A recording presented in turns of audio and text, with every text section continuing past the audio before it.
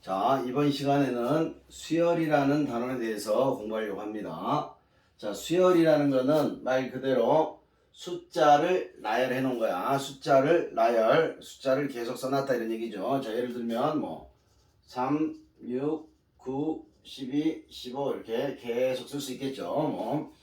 자, 그 다음에 2, 4, 8, 16, 32 이런 숫자들 쓸 수가 있겠지. 자, 근데 이제 모든 숫자들을 그냥 나열만 해도 수열이라고 볼 수 있는데, 우리가 이제 고등학교에서 다루는 수열은 이 숫자를 나열하는데 어떤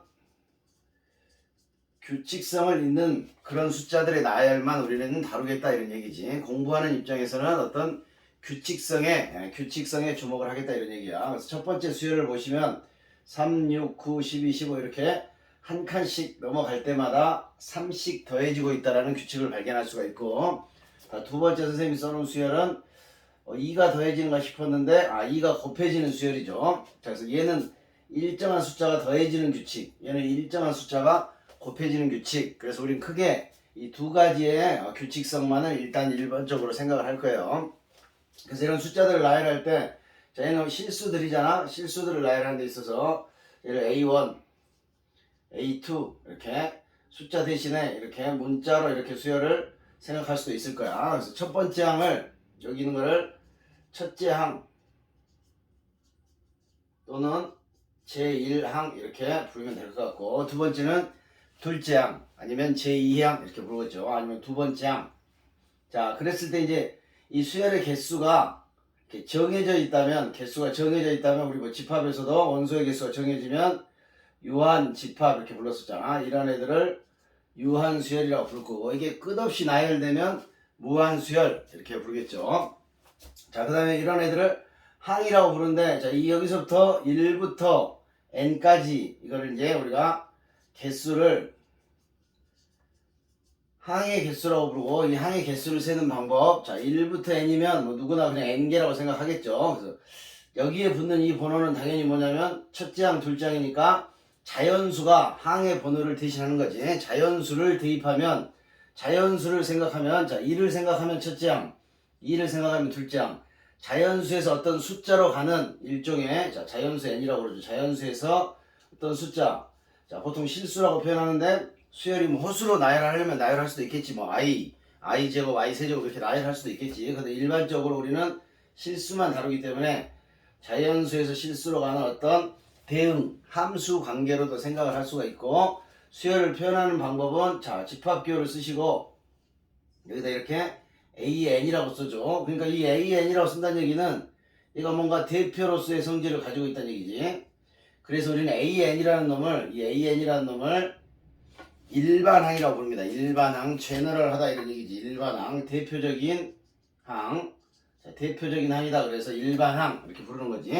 자, 우리가 이제 함수를 생각할 때, 자, fx를 3x 플러스 1 이렇게 하면 x에다 1 넣으면 y값이 4가 나오고, 2 넣으면 7이 나오고, 이렇게 대입하면 함수값들이 나오는 거잖아. 그럼 이 일반항도 마찬가지라고. 이 일반항을 예를 들면 선생님이 이렇게 똑같이 이거랑 구조를 똑같게 3n 더하기 1이라고 하면 n에다 2를 넣으면 첫째 항에 해당되는 대응하는 숫자가 나온다는 얘기지. 2를 넣으면 둘째 항에 대응하는 숫자. 그래서 일반항만 알면 그 n의 자리에 항의 번호만 대입을 하시면 모든 항을 알 수가 있다. 그래서 대표항이라고 부르는 거죠. 그래서 우리가 수열을 딱 맞닥뜨렸다. 그럼 일단 무슨 규칙이 있나를 봐야 되고, 그럼 걔를 대표적으로 표현할 수 있는 항은 뭐가 될까? 이렇게 일반항을 생각하셔야 되는데, 전에는 무조건 규칙성 플러스 일반항이 수열의 대세였다고.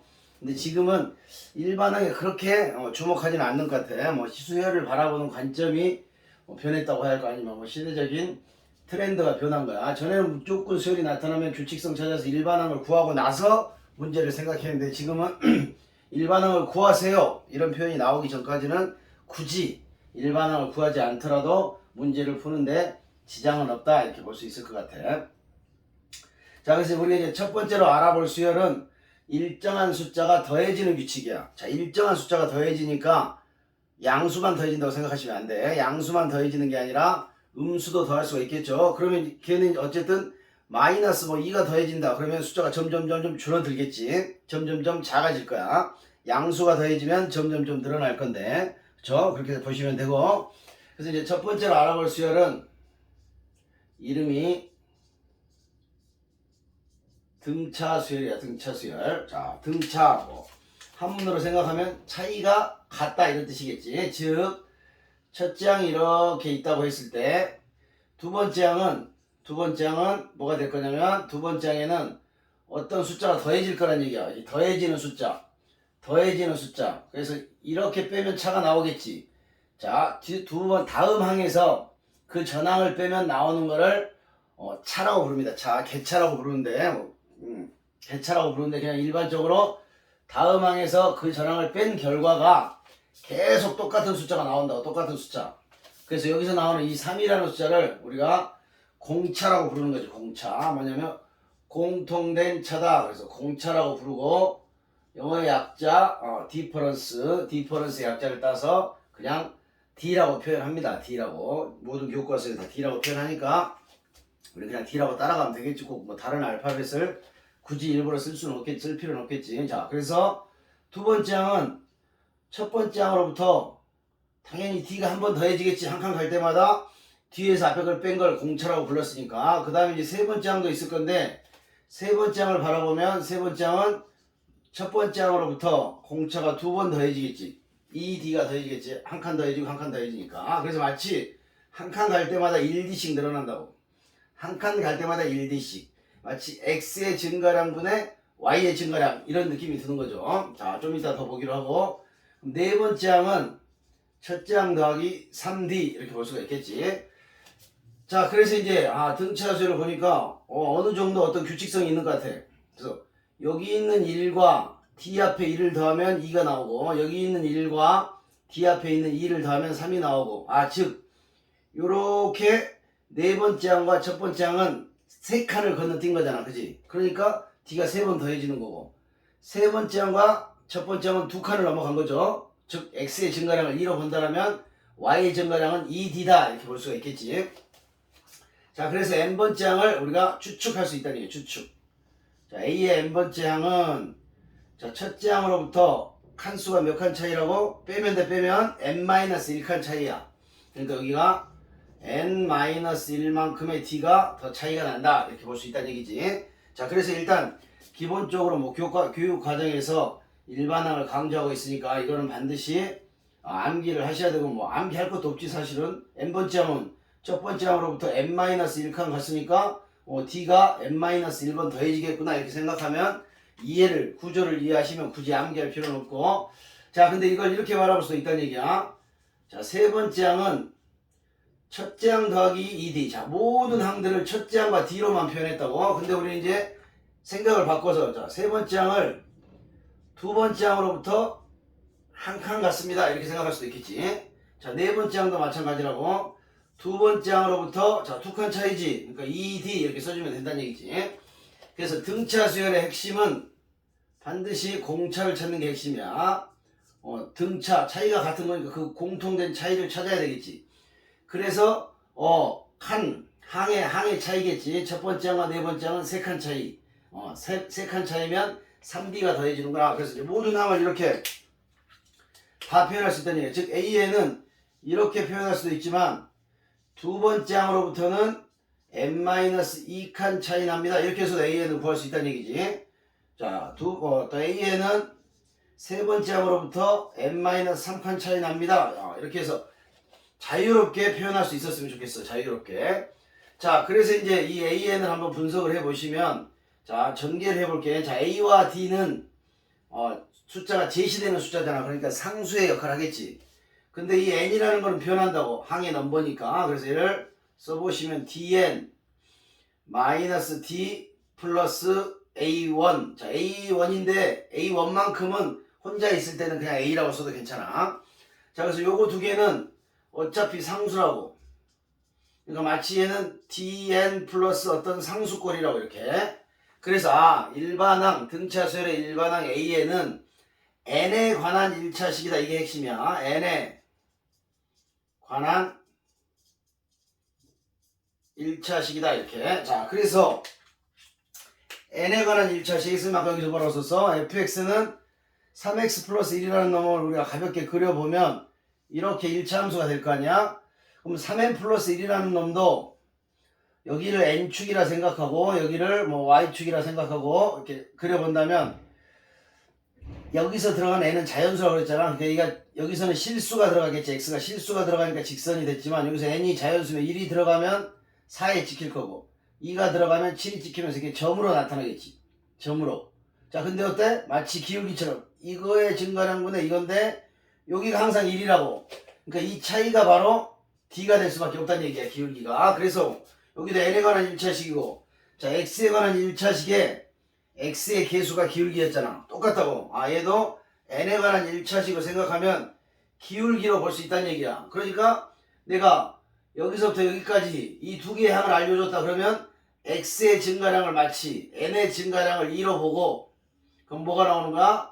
차이가 2d가 나오겠지. 그래서 이렇게 d가 나오게 되는 거라고. 그래서 d를 기울기로 바라볼 수도 있다.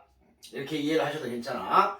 자, 그래서 이제 우리가 예를 들면 뭐를 하나 해볼까요? 예를 들면 첫째 항이 아니고 자, 세 번째 항을 이렇게 뭐 6으로 주고 일곱 번째 항을 18 뭐 이렇게 주다고 해봅시다. 자, 이렇게 주고 만약에 대부분의 좀 전에 오래된 문제들은 첫째 항과 일반항을 구하시오 이렇게 물어본다고. 근데 지금 트렌드 이렇지 않고 지금 트렌드는 저걸 알려주고 10번째 항을 한번 구해보시오 이렇게 물어보는 문제들이 주로 나온다고. 자, 그러면 등차 수열은 공차가 중요하다고 그랬지. 한 칸 갈 때마다 d씩 더해진다고. 양수가 될 수도 있고 음수가 됐다고 그랬 d는. 우리 기울기도 음수인 기울기도 있잖아. 자, 더하려고 애를 쓴다고 등차 수열은. 그럼 우리 반대로 문제 해결을 위해서는 빼려고 생각하면 돼. 우리는 빼려고 생각하자고. 아, 세 번째 항이 나오고 일곱 번째 항이 나오면 일곱 번째 항에서 세 번째 항을 빼자는 얘기야. 그러면 몇 칸 차이야? 네 칸. 좀 전문 용어로는 4항 차이가 나겠지. 근데 좀 발음이 그렇잖아. 그래서 그냥 네 칸이라고 부를게. 네 칸 차이 나면 이거는 반드시 뭐 그 결과는 4d가 될 수밖에 없다는 얘기야. 4d가. 그래서 18에서 16을 빼면 이렇게 되겠죠. 18에서 6을 빼면 12가 나오면서 d가 3이다 이렇게 구할 수가 있다고. 그러면 이제 전에는 이렇게 했다고. a의 n을 또 이렇게 구해. 10번째 항을 n을 구해서 n번째 항을 구해서 10을 대입하려고 전에는 이렇게 했다고. 첫째 항을 또 구해야 되네. 그러니까 여기다가 또 집어넣어서 a 플러스 2d가 6이 됐네. 그래서 3을 집어넣으니까 첫째 항이 0이네. 그래서 a에는 첫째 항 플러스 n-1의 d가 돼서 정리하면 3n 빼기 3이 나오니까 여기다 10을 집어넣어서 27이라고 이렇게 답을 찾았다고. 근데 이제는 그렇게 하지 않겠다는 얘기야. 이제는 이런 게 시간 낭비야. 시간 낭비. 하지 않고 바로 첫째 항과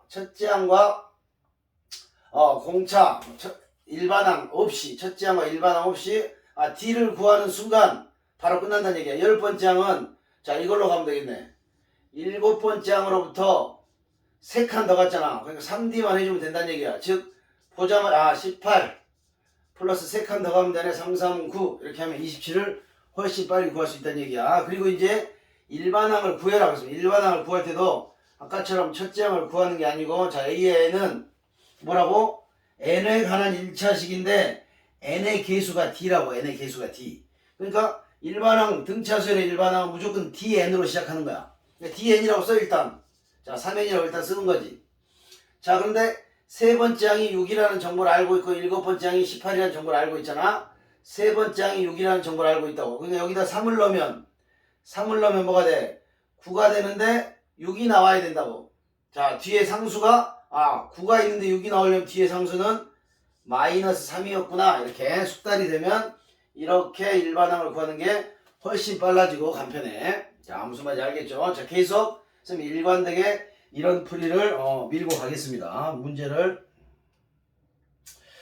하나 더 보기 전에 일단 칠판을 좀 정리하고 다음 개념을 또 설명하면서 자 반드시 필기들 잘 하시고 복습하면서 꼭 스스로 나만의 노트를 한번 꼭 써보면서 개념을 정리를 하셔야 돼. 자 그렇게 이제 등차 수열을 우리가 이제 정의를 했고 그런데 이제 그 다음에 첫 번째가 공차가 중요하다고 그랬잖아. 그 다음 중요한 게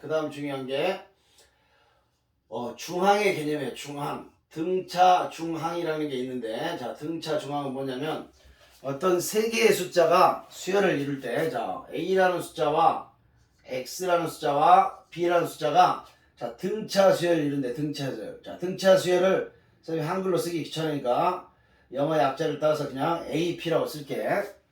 그냥 영어 약자 요새는 잘 안 쓰니까. 자, 이러면 등차 수열인 거야. 자, 등차 수열 이루면 자, 여기서 여기를 빼면 뭐가 나오겠어? 자, 대답들 하면서 해. 자, 수업에 집중하고 선생님이 가끔 물어보면 대답을 해야 돼. 선생님이 대답할 때까지 기다리지 말고. 자, 대답을 못하는 거는 이해를 못하고 있다는 얘기야. 자, X에서 A를 빼면 당연히 뭐가 나와? 공차가 나오겠지. 공차 D가. 자, 그런데 B에서 X를 빼도 어차피 다음 항에서 전항을 뺀 거니까 얘들이 다 공차 D로 일치할 수밖에 없는 거라고. 그래서 이 등차 수열을 이룰 때 이 가운데 있는 항이죠. 가운데 등차 수열의 가운데 항 한문으로 가운데 있는 항은 이렇게 돼. 자, 넘어가면 X에 2배를 하면 A 플러스 B가 된다. 자, X는 2분의 A 플러스 B가 된다. 그러니까 2분의 A 플러스 B. 자, A, B가 양수라면 우리는 이런 애들을 1학년 과정에서 산술평균이라고 불렀잖아. 산술평균. 자, 그러니까 등차 중항 이렇단 얘기야. 가운데 있는 놈은 양 옆에 있는 거 2개를 더해서 2로 나누면 된다는 얘기지. 자, 그런데 이렇게 생각해도 괜찮아. 가운데를 2번 더하면, 얘를 2번 더하면 관계가 양옆을 더한 것과 같다. 자, 가운데 걸 2번 더하면 양옆을 더한 것과 같다. 이렇게 바라볼 수 있다는 얘기야. 그래서 등차 중항 X는 2분의 A 플러스 B. 자, 이렇게 외우시는 것도 괜찮고, 가운데 항을 2번 더하면 양옆을 더한 것과 같다. 자, A, B가 양수라는 조건이 있으면은 산술평균의 모양으로 등장한다. 등차 수열에서는 이렇게 생각하시면 되고. 자, 그래서 이제 우리가 이런 구조를 알아보는 거죠. 구조를. 그래서 이제 등차 수열은 세 개의 숫자. 자, 예를 들면 3이 있고 여기에 뭐 12가 있다. 요 가운데 있는 항이 뭘까? 등차 수열을 이루면 고민하지 말라고. 자, 얘를 X라고 하면 가운데를 2번 더하면 양옆의 합과 같습니다. 그래서 X는 2분의 15다 이렇게 쓸 수가 있겠지. 자, 그러니까 여기다가 2분의 15를 쓰잖아. 얘는 2분의 15지. 이거 2개를 더하면 그냥 15가 되는 거라고. 그냥 15. 그러니까 각각, 자, 마음속으로 각각 얘 둘만 생각하면 둘이 더해서 15가 되기 때문에 얘도 2분의 15의 역할을 하고 얘도 2분의 15의 역할을 한다 이렇게 볼 수가 있고. 그래서 결국 얘가 뭐가 되냐면 이거 세 개를 다 더한다고 하면 2분의 15, 즉 양 끝에 평균들이 하나, 둘, 셋 이렇게 있구나. 이렇게 더하면 계산이 좀 빨라진다는 얘기야. 수열을 이제 더할 때 우리 곧 이제 수열의 합도 배울 거지만 이렇게 생각하시면 편하게 볼 수 있다 이런 얘기야. 자, 그래서 자, 문제를 한번 보도록 할게. 자, 그래서 이제 뭐냐면 선생님 강조하고 싶은 게 공차와 수열이 뜨면 공차를 생각을 하시고, 그 다음에 수열이 예를 들면 여러 개가 나열이 되잖아. 그러면 여러 개가 나열이 되면 중항을 생각하자. 자, 절대 이 수능이나 모의고사에 나오는 그 항들의 번호는 수학자들이 막 쓰는 게 아니야. 출제자들이 평가 수능 출제하시는 분들이 막 내는 게 아니라 다 의미가 있는 숫자들만 쓰는 거라고. 의미가 있는 숫자들만 그냥 쓰는 게 절대 아니라고. 자, 그러면 문제는 이걸로 한번 해볼까요? 자, 일단 뭐 간단하게 자, 첫째 항을 보통 A1이라 쓴다고. 첫째 항이 3이고 다섯 번째 항이 마이너스 5다 이렇게 나와 있으면, 자, 이거를 이렇게 보자는 얘기야. 무조건 2개 항을 알려주면 빼라고. 여기서 여기까지 갈 동안 막 더했을 거 아니야. 4칸 더했으니까. 그래서 A5에서 A 첫 번째 항을 빼면 뭐가 나온다고? 4칸만큼 더해졌구나. 4D가 나오는구나. 4분의 4D 이렇게 가겠죠. 이렇게 A1에서 A 5가지 4칸 늘어날 때 4D만큼 늘어나겠지. 기울기가 4란 얘기야. 자, 기울기가 D란 얘기야. D. 그래서 D는 마이너스 2가 나올 거고, 자, 이 순간 일반하면 바로 써진다고. A의 N은, 자, 여기 잘 봐. 무조건 뭐라고? DN이라고 쓰라고. DN 플러스 상수인데 나와 있는 숫자를 봐. 2를 집어넣으면 3이 나와야 되는데 2를 집어넣으면 근데 마이너스 2잖아. 3이 나와야 되니까 뒤에다 이렇게 5라는 숫자만 붙여주면 등차수열의 일반항은 이렇게 완성이 되는 거라고. 등차수열의 일반항은 자 이렇게 완성을 하시면 되고, 자 그 다음에 또 하나 문제는 자 등차수열이라고 나와 있어. 그리고 다섯 번째 항은 세 번째 항의 4배가 되고, 두 번째 항과 네 번째 항을 더하면 6이 됩니다. 이때 A의 일곱 번째 항을 구하시오. 이런 문제가 나와 있다고. 자 그럼 이것도 한번 봐볼게. 자 어떤 관점으로 볼 거냐면 자 첫 번째, 자 대부분의 풀이는 이제 이렇게 푼다고. 근데 이런 풀이는 좀 지향이 있으면 좋겠어. 가장 안 좋고 가장 느린 풀이야. 근데 그게 이제 그 전까지는 그런 풀이만 생각을 했었다고. 자 첫 번째 이렇게 풀어볼게. 얘를 A 플러스 4D라고. 자 모든 항을 첫째 항과 D로 표현하는 거야. 얘는 4에 A 플러스 2D 이렇게 쓰시고, 여기도 A 플러스 D 두 번째 항은, 그 다음에 네 번째 항은 A 플러스 3D 6 이렇게 해서 뭐 A와 D에 관한 연립 가감법으로 해결할 수가 있겠지. 근데 절대 이렇게 하지 말자는 얘기야. 우리가 좀 생각들을 하면서 수열의 등차수열의 구조를 생각하면 어려운 문제가 나오더라도 좀 더 쉽게 접근할 수 있겠다. 그래서 미리 연습을 하는 거야. 자 여기는 일단 그런 거 치겠어. 다섯 번째 하고 세 번째 하고 왜 알려줬을까 모르겠어 아직. 두 번째 항과 네 번째 항을 더했지. 아까 말했던 거라고. 양옆항을 더하면 가운데 있는 게 2배가 나온다고 그랬어. 자 요거 두 개를 더한 거는 뭐랑 똑같다고? 요 가운데 있는 A3의 2배랑 같다는 얘기야. 그래서 이거 두 개의 합을 알려주면서 사실은 A3이 세 번째 항이 얼마니? 3이었구나 이걸 알려준 거라고. 여기 세 번째 항이 딱 나와 있지. 자 그러니까 다섯 번째 항은 세 번째 항 3 플러스 2D였겠지. 자 네 번째 항이 네 번째가 4가 곱해져 있고 세 번째 항 이미 구해놨잖아. 그러니까 넘어가니까 2D는 12에서 3을 빼니까 9가 돼서 D는 2분의 9다라는 사실을 아는 순간, 자 일곱 번째 항을 어떻게 구한다고? 자 우리가 세 번째 항이 3이라는 사실을 알고 있지. 자 그러면 일곱 번째 항은 이렇게 가겠다는 얘기야. 일곱 번째 항은 세 번째 항으로부터 몇 칸 더 갔어? 4칸 더 갔지. 그래서 4D만 써주면 이렇게 간단하게 구할 수 있다는 얘기야.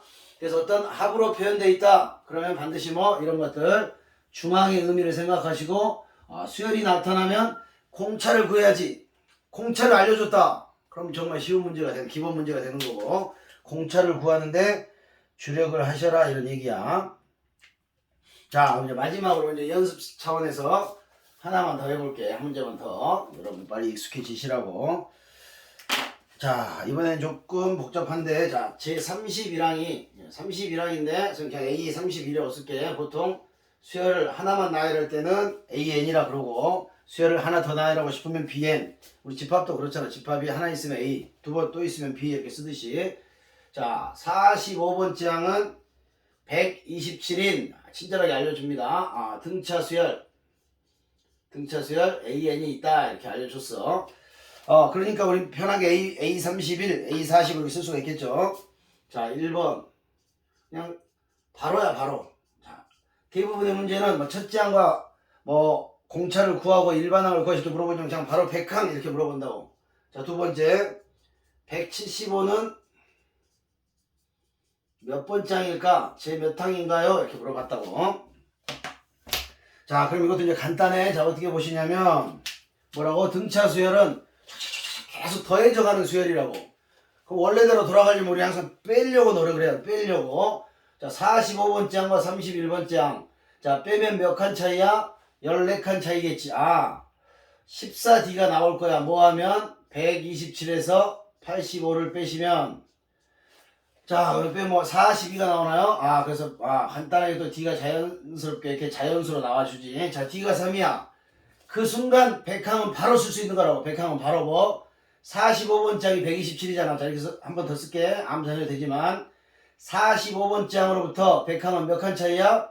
55칸 차이겠지. 그러니까 55D를 더하면 끝난다는 얘기야. 그래서 뭐가 돼? 45 127 플러스 55 곱하기 D는 구해놨으니까 3 이렇게 쓰면 그냥 일반항 구할 필요 없이 바로바로 끝나는 거라고.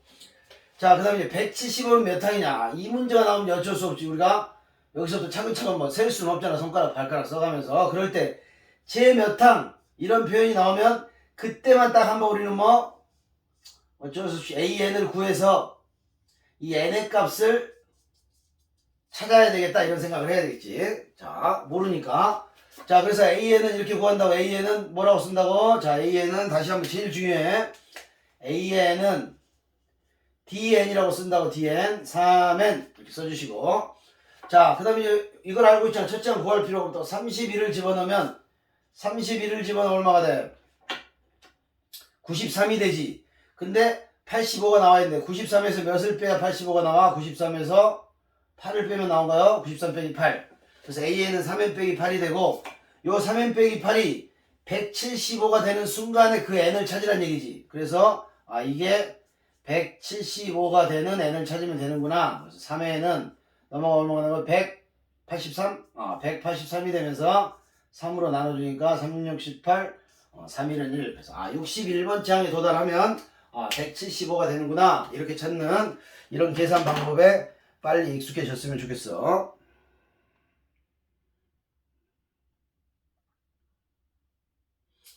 자, 기타 나머지 문제들은 뭐 다 비슷한 상황일 것 같아.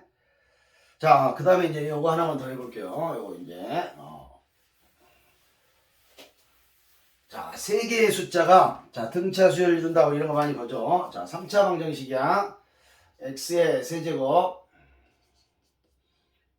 마이너스 3x의 제곱, 마이너스 6x 더하기, k는 0이 세 근이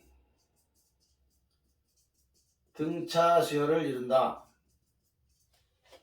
그때 뭐 당연히 목표는 상수 K값을 구해라 이렇게 나오겠죠. 자, 일단 3차 방정식의 근과 계수의 관계 또 모르면 안 되겠지. 자, 3차 방정식의 근과 계수의 관계.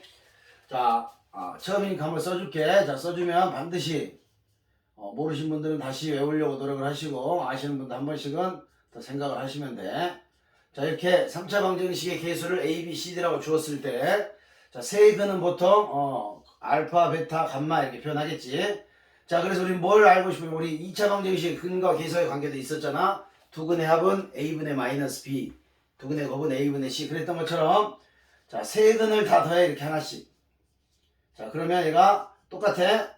자, A분의 마이너스 B, A분의 마이너스 B 즉 이게 n차식이잖아. 그러면 n-1제곱의 계수는 항상 모든 근의 합을 표현할 수 있다는 얘기. A분의 마이너스 B로 모든 근의 합을 최고차이나 최고차 다음 항의 계수와 최고차의 계수만 알면 다 표현할 수 있다는 얘기고, 그 다음에 이제 이 세 근 중 자, 두 개씩 뽑아. 알파 베타, 베타 감마, 알파 감마. 자, 두 개씩 뽑는다는 얘기는 자, 이게 모르면 하는 거야? 우리 조합 배웠잖아 혹시. 자, 기억 한번 해보자고. 세 개 중에서 두 개를 뽑은데 알파 베타나 베타 알파나 똑같잖아. 그러니까 조합 순서가 중요한 조합이 돼서 얘가 31이 되니까 3이 되겠지. 그래서 세 가지의 숫자가 나온 거야 이렇게. 그거는 또 똑같아. 알파벳 분모가 A인 건 확실하고 마이너스 B 플러스 C 그 다음 마이너스 D가 나오겠지. 자, 세 개 중에 세 개를 다 뽑아. 그러니까 알파 베타 감마겠지. 이것도 굳이 경우의 수로 쓰자면 3C3이라고 볼 수 있고, 저희는 똑같아. A로 시작하는데 뭐 마이너스 B 플러스 C 다음 당연히 뭐가 되겠어? 마이너스 D로 마이너스 플러스 마이너스 계속 반복한다고. 2차항일 때는 알파 더하기 베타가 A분의 마이너스 B, 알파 곱하기 베타가 A분의 C. 그 다음에 3차식일 때는 하나씩 더한 게 A분의 마이너스 B, 두 개씩 곱해서 더한 게 A분의 C, 세 개를 다 곱한 게 A분의 마이너스 D.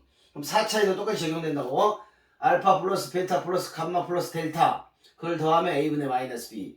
4개 중에 2개를 뽑겠지. 그러니까 4C2 4, 3, 12로 나누니까 6가지 알파 베타 베타 이렇게 6개가 나올 거라. 그건 A분의 C.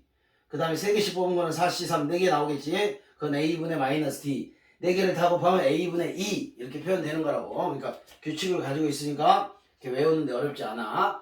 자, 어쨌든 이 방정식이 세 근이 있으면 보통 알파, 베타, 감마 이렇게 설정을 하는데 그런 세 개의 숫자가 등차 수열을 이룬대. 그럼 우리가 보통 첫째 항을 A 이렇게 표현하니까 얘를 하나를 A라고 한다면 그 다음 거는 D만큼 더해지겠지. D가 뭔지도 모르니까 현재. 그 다음에 A 플러스 2D라고 써도 되는데 우린 여기서 뭘 할 거니까 얘를 세 근의 합을 구할 거잖아. 더할 거잖아. 그러니까 더하면 계산이 쉽게 되기 위해서 약간의 대칭성, 가운데를 기준으로 부호가 반대로 되게. 자, 여기서 여기까지 D가 더해진 거잖아. 빼면 D가 나오지. 빼면 D가 나오지. 그래서 홀수일 때는 이렇게. 자, 만약에 5개의 숫자다 그러면 이렇게 하시면 되겠지. 하나 더 써주고 이렇게 가운데를 기준으로 대칭이 되게. 그럼 출제자는 이 5개의 숫자를 주면서 그 5개의 숫자를 더하면 이렇게 알려준다고. 더하면 뭐가 돼? 샥샥샥샥 사라지고 5A만 남겠지. 여기도 마찬가지라고.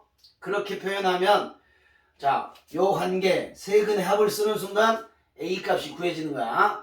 자, 그 다음에 이제 참고적으로 4개가 있는 경우에는 자, A라고 쓰고 A 플러스 D라고 쓰면 대칭이 안 되잖아. 그지?